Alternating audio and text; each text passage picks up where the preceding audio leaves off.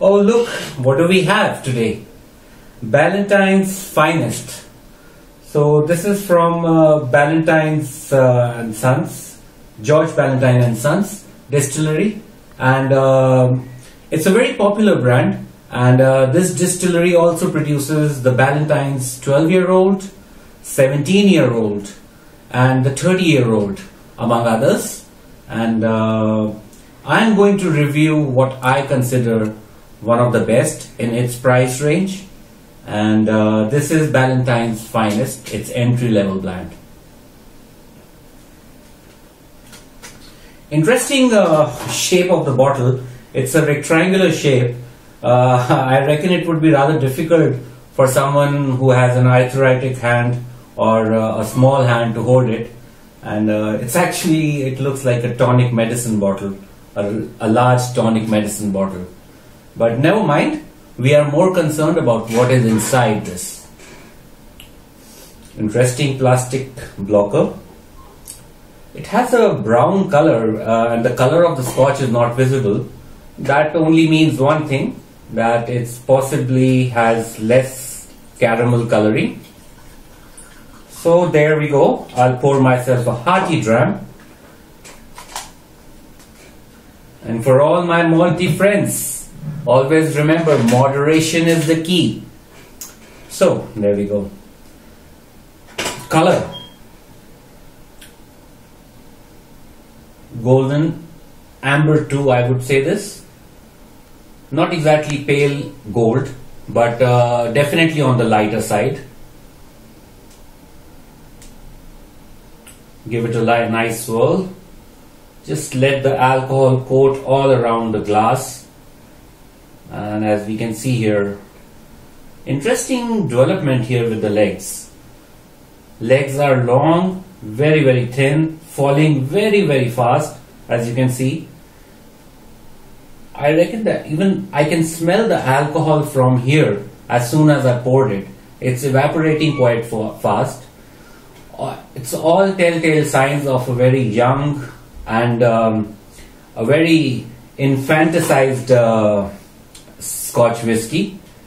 So, well, it doesn't mean anything good or bad, but this is what it shows, that it's a very light and very thin on the texture. So, nose. There's an instant arrival of caramel and vanilla.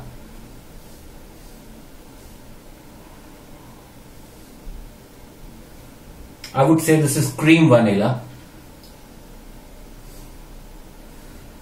Cream and sugary vanilla.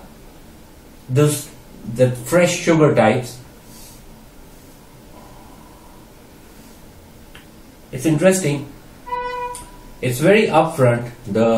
It gives a sweet note. It gives a vanilla note, but at the same time, there is a little bit of peatiness lingering around in the background. It's just the right amount of peatiness actually. It's not overwhelming. It is not overpowering. It is not dominating the recognizable character of the whiskey. But at the same time, it is there.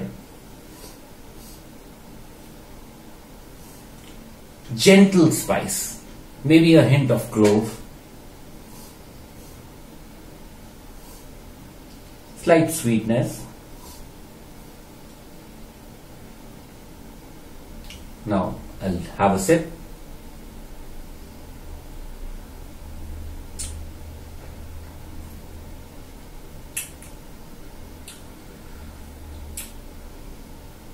It's actually much better than what I was expecting. Slightly complex, but again, as I cross-refer with my nose, it is again showing me slight hint of vanilla on the palate as well.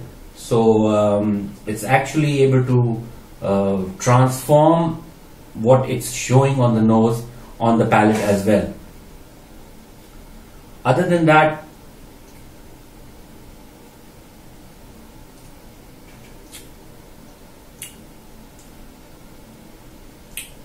very fresh on the arrival again. Slightly rough, I would say.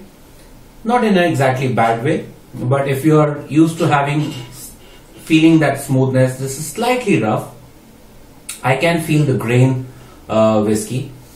I think predominantly this is grain, and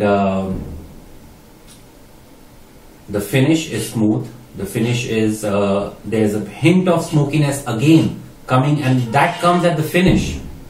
So I'll add some water to it. We have given it enough time to settle in the glass, and let me tell you, just a wee bit of water really helps open up the scotch. It really breaks the molecules, the entire esters molecules in the whiskey. They break and they open up, and they are more approachable. Oh my god, this is so wonderful. There's a hint of caramel also in it.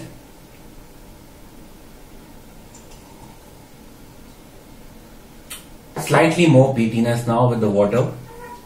Much better. I would say this is one of those whiskies that really improves with water.